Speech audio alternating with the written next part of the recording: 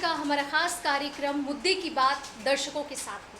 जी हाँ, जैसा कि आप सभी जानते हैं कि इस खास कार्यक्रम में हम उन मुद्दों को उठाते हैं जिससे होता है आपका सरोकार। तो एक बार फिर से हम हाजिर हो गए हैं वैसे ही कुछ मुद्दे लेकर। चूँकि माहौल चुनावी है तो बात चुनाव की ही करेंगे। और चूँकि संडे का दिन रहा और उस दिन में रैलियों की बातें हुई, तो हम बात कर लेते हैं सुपर संडे में किस तरीके से वहाँ पर रैलियाँ हुई और इस तरीके से वहाँ पर कौन कौन से दल पहुँचे और किन्होंने क्या कुछ वायदे किए।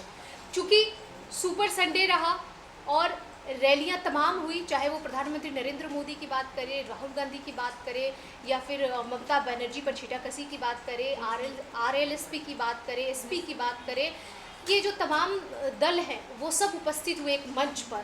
क्या कुछ कहा और क्या कुछ हुआ, इस पर ज़्यादा जानकारी के साथ हमारे सहयोगी मौजूद है इस वक्त हमारे साथ। आपको इस पर जानकारी देंगे। अभिलाष पांडे जी, बहुत बहुत स्वागत है खास कार्यक्रम में। धन्यवाद शशि जी। जिस तरीके से रैलियां हुई और रैलियों में तमाम दल पहुंचे, सभी ने कोशिश की है जनता को लुभाने की। मायावती भी पहुंची बीएसपी से और एसपी से, अखिलेश यादव भी पहुंचे, अजीत सिंह भी पहुंचे आरएलडी से। ये एक ऐतिहासिक दिन रहा। क्या कुछ हुआ इस पर नज़र डालेंगे और आपसे जानने की कोशिश करेंगे कि आखिर क्या हुआ उस रैली में। लेकिन उससे पहले उस रैली में मायावती ने क्या कुछ कहा है, जरा अपने दर्शकों को सुनवा देते हैं। कि इस घबराहट से आपको ये जरूर मानकर चलना चाहिए कि इस बार चुनाव में या खासकर उत्तर प्रदेश से भारतीय जनता पार्टी जा रही है और गठबंधन आ रहा है।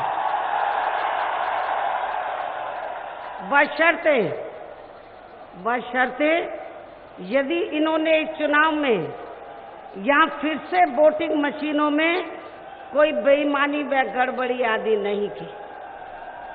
तो देखा आपने, ऐतिहासिक दिन रहा और काफ़ी संख्या में लोग भी पहुंचे थे। भाई पहुंचे क्यों नहीं, तीन दिग्गज जो एक जगह पे उपस्थित थे। क्या हुआ और क्या कुछ वायदे किए गए इस दरमियान, इस पे नज़र डालने के लिए हमारे साथ मौजूद है हमारे सहयोगी अभिलाष जी। जिस तरीके से ये रैली हुई और ऐतिहासिक रहा, क्योंकि तमाम जो दल थे और ख़ास करके अगर हम गठबंधन की बात करें, एसपी बीएसपी आरएलडी की, तो उसके लिए सबसे ज़्यादा ये ऐतिहासिक रहा कि वो एक साथ मंच साझा करते हुए नजर आए। अखिलेश यानी बबुआ बुआ और आरएलडी के जो प्रमुख अजीत सिंह हैं वो भी नजर आए। इसको आप किस तरीके से देखते हैं? देखिए, सबसे बड़ी बात क्या है शशि जी की, जैसा आपने कहा बिल्कुल सही बात कही कि आज सुपर संडे था और हर जगह से जहाँ लोग छुट्टियां मनाते हैं वहाँ पर राजनेता जो है अपनी तरफ लोगों को खींचने में लगे हुए थे। जाहिर सी बात है, लोगों की नज़रें जो है टीवी पर भी लगी होंगी। दूसरी बात क्या है, जो सबसे ज़्यादा हाईलाइटेड जो बात रही वो ये रही कि एसपी बीएसपी और आरएलडी के प्रमुख एक साथ पहली बार मंच पर ऐलान करते हुए नजर आए, सभी बातें करते हुए नजर आए। मायावती के बारे में लोगों ने सुना, क्या कुछ कहा उन्होंने। अखिलेश यादव के बारे में भी मैं आपको बताऊंगा। लेकिन सबसे बड़ी बात क्या रही कि तीनों ने लगभग एक ही मुद्दे को भुनाया। पिछले 5 साल में भारतीय जनता पार्टी ने क्या किया, ये उनको घेरने की बात की। और कहीं ना कहीं किसानी मुद्दे भी इन्होंने उठाए। साथ ही चौकीदार, जो मैं भी चौकीदार कैंपेन है प्रधानमंत्री नरेंद्र मोदी की, उस चौकीदार को लेकर भी काफ़ी कुछ अखिलेश यादव ने भी कहा। सबसे बड़ी बात यह है कि लोकसभा चुनाव जब आते हैं तो एक दूसरे पर आरोप प्रत्यारोप का दौर जारी रहता है। लेकिन कहीं ना कहीं जिस तरह की भीड़ वहाँ पर उमड़ी थी, जिस तरह का इम्पैक्ट इन्होंने छोड़ा, ये थोड़ा सा बीजेपी के लिए खतरे की घंटी भी मान रहे हैं। पिछली बार जो आप 80 में से 72 की जो इन्होंने भारतीय जनता पार्टी ने निकाली थी, इस बार उतना आसान नहीं लग रहा है, क्योंकि लोगों की नज़र में भारतीय जनता पार्टी एक हिंदुत्ववादी पार्टी के रूप में पिछले 5 साल में उभर कर सामने आई है, just because of Adityanath Yogi. दूसरी बात क्या है कि भले ही प्रधानमंत्री कितना भी कह लें कि हिंदू मुसलमान सबका विकास एक साथ, लेकिन ये चीज़ें जब आप धरातल पर जाते हैं तो ये चीज़ें आपको देखने को नहीं मिलती। और समाजवादी पार्टी को कितना मुसलमानों का सपोर्ट है ये हम सभी जानते हैं। मुझे लगता है कि अखिलेश यादव का इम्पैक्ट जो उन्होंने कहा मायावती के बाद, वो भी काफ़ी शानदार तरीके से रहा होगा। आरएलडी भी अब जुट चुका है और इस गठबंधन को आप किस तरीके से देखते हैं? क्या कोई जादू चला पाएगा ये जो महागठबंधन हुआ है? तीनों दल एक साथ जो जुटकर आ रहे यूपी में, क्या देखने को मिलेगा? क्या कोई करिश्मा हो पाएगा? देखिए, मुझे लगता है कि बिल्कुल करिश्मा तो मैं नहीं कह सकता, अभी फ़िलहाल कह पाना मुश्किल है। सर्वेज हमारे तैयार हो जाएंगे 2-3 दिन में। लेकिन मुझे लगता है कि यहाँ पर इस बार एक कड़ी चुनौती है। सपा बसपा रालोद एक साथ मिलकर लड़ रहे हैं, जिसमें बुआ और बबुआ दोनों का जो इम्पैक्ट है, ऐसा नहीं है कि ना बबुआ कम है ना बुआ कम है। एक तरफ दलितों की भगवान है तो दूसरी तरफ मुसलमानों और यादवों के सबसे परम ज्ञाता वहाँ पर बैठे हुए हैं, तो ऐसा नहीं है कि इनको पीछे करना इतना आसान है। दूसरी बात, उत्तर प्रदेश में जिस तरह की राजनीति है, हमने देखी है 6 सांसदों, जीते हुए सांसदों का पत्ता बीजेपी ने काट दिया है, प्लस 75 के ऊपर का फैक्टर भी था। तो भारतीय जनता पार्टी के तानाशाही रवैया तो देखने को मिला है, ये बात शत्रुघ्न सिन्हा ने भी कही है। लेकिन उत्तर प्रदेश का विकास किन चीज़ों में है? ठीक है, बनारस में काम हुआ, इलाहाबाद में काम हुआ, लेकिन उत्तर प्रदेश इतना बड़ा राज्य है, पश्चिमी उत्तर प्रदेश में क्या काम हुआ ये हमने नहीं देखा। सहारनपुर, मुजफ्फरनगर, ये सब ऐसी जगह हैं जहाँ का विकास हमने कभी ज़्यादा सुना ही नहीं। तो अब ये सब मुद्दे ऐसे हैं, ये इस वजह से शायद देवबंद को चुना गया कि भैया एक तरफ से आप मुद्दे क्यों उठाएं, क्योंकि युवाओं दूसरी के तरफ से मुद्दे को भी प्रियंका लोगों ने गांधी उठाया और कहा कि युवाओं को छला गया है, क्योंकि जब मोदी सरकार सत्ता में आई थी 2014 में, तो उसने दावे किए थे कि बेरोजगारी को दूर किया जाएगा। सबसे बड़ा नारा यही था कि बेरोजगारी दूर करेंगे, और इन तमाम मुद्दों को भुनाने की कोशिश करते हुए बीजेपी को भारी मतों से जनता ने जिताया भी, जिसकी वजह से सरकार बनी। और एक बार फिर से ये मुद्दा निकल कर सामने आ रहा है, बेरोजगारी जस की तस है। ये तमाम बातें उस रैली में हुई।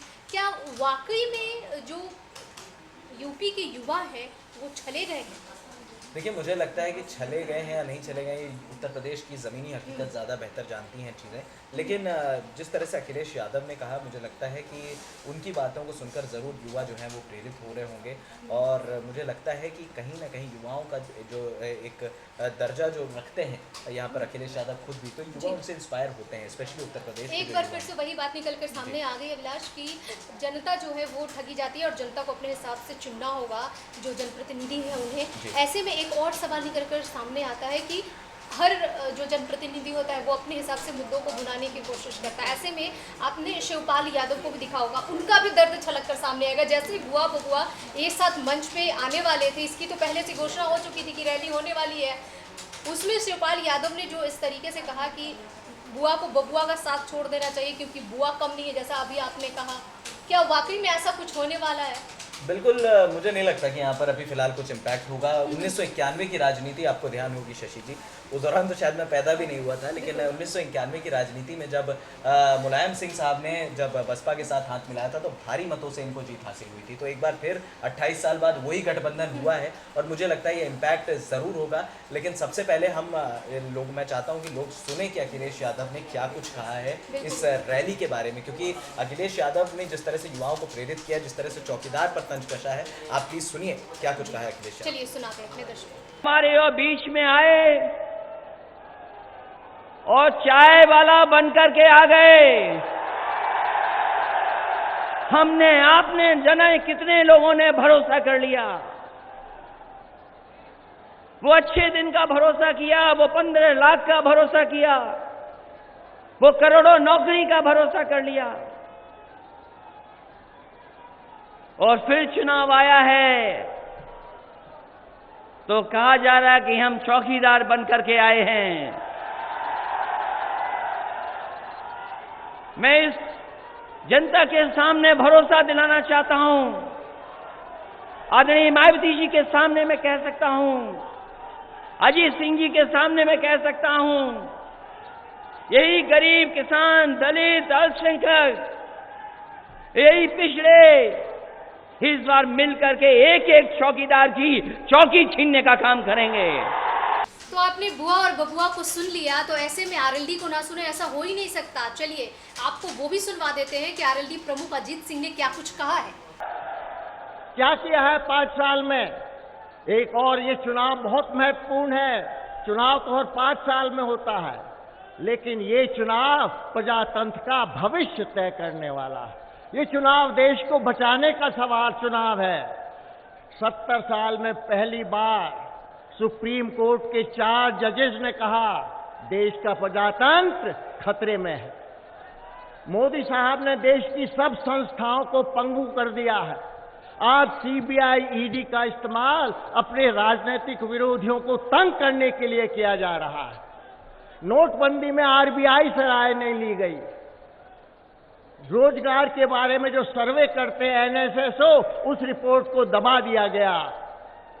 अगर मोदी जीत जाता है, अमित शाह कहते हैं, तो 50 साल मोदी राज करेगा। साक्षी महाराज कहते हैं भाजपा के एमपी कि आखिरी चुनाव है, इसके बाद चुनाव नहीं है। तो आपके हाथ में जो अंबेडकर साहब ने संविधान में ताकत दी थी, कि आप 5 साल में अपना भविष्य तय करोगे। अगर वो ताकत खत्म हो गई तो आपको सुनने वाला, पूछने वाला कोई नहीं रहेगा। तो आपने देखा कि बुआ बबुआ और आरएलडी प्रमुख अजीत सिंह ने क्या कुछ कहा। उम्मीद है आप उन्हें सुनकर कुछ न कुछ जरूर समझ पाए होंगे। और चूंकि जनता जागरूक है, सब समझती है, तो अभिलाष हमें ज़्यादा कुछ बताने की ज़रूरत नहीं है, क्योंकि आज की जनता को कुछ भी समझाने की ज़रूरत नहीं है, वो खुद समझ जाती है। ऐसे में अभिलाष क्या उम्मीद की जाए और क्या कुछ किस तरीके से जनता अपने जनप्रतिनिधि को चुनेगी, क्या आने वाले वक्त में पता चल जाएगा। लेकिन जनता क्या इससे जागरूक होकर इसका कुछ फ़ायदा उठा पाएगी या फिर अपने हिसाब से करेगी, या फिर वो वाली बात जो आपने कही कि लोग उस बहकावे में ना आए, छलावे ना आए। देखिए, मुझे लगता है शशि जी कुछ भी हो, क्योंकि हम सभी जानते हैं कि दिल्ली में अगर केंद्र का रास्ता अगर गुजरता है तो वो उत्तर प्रदेश से ही गुजरता है। 80 सीटें ये राज्य लिए बैठा है और ये 80 सीटें तय करती हैं कि सरकार आखिर बननी है तो किसकी बननी है। बहुत बड़ा लोकसभा क्षेत्र जी है। बिल्कुल। तो दूसरी बात क्या है, मुझे लगता है कि यहाँ पर लोगों को भी अब जागरूक होना पड़ेगा। मैं एक बार फिर वही बात कहूँगा कि जो सही है उसको चुने। आपके क्या मुद्दे हैं पहले आप उसे सोचें, क्योंकि 5 साल में एक बार ऐसा मौका आता है। अपने वोट की ताकत को बताएं। हालांकि जिस तरह से मायावती कह रही हैं, जिस तरह से उनको सपोर्ट दिख रहा है, और जो ज़मीनी पत्रकारों से मेरी बात हुई, अभी मैं शाम को बात कर रहा था, तो उन्होंने साफ तौर पर कहा कि इस बार जो लड़ाई है वो काफ़ी कड़ी है। इस बार वो 80 में 72 वाला रेशियो नहीं आएगा, साल 2014 वाला। ये बात तो मैं गारंटी के साथ कह सकता हूँ। इस बार लड़ाई तगड़ी है, लेकिन थोड़ा सा फिलहाल रेस में आगे दिख रही है टक्कर काटेगा है, और ये देखने वाली बात होगी कि जनता किसे चुनती है। फिलहाल हमारे खास कार्यक्रम में इतना ही। दीजिए इजाज़त, नमस्कार।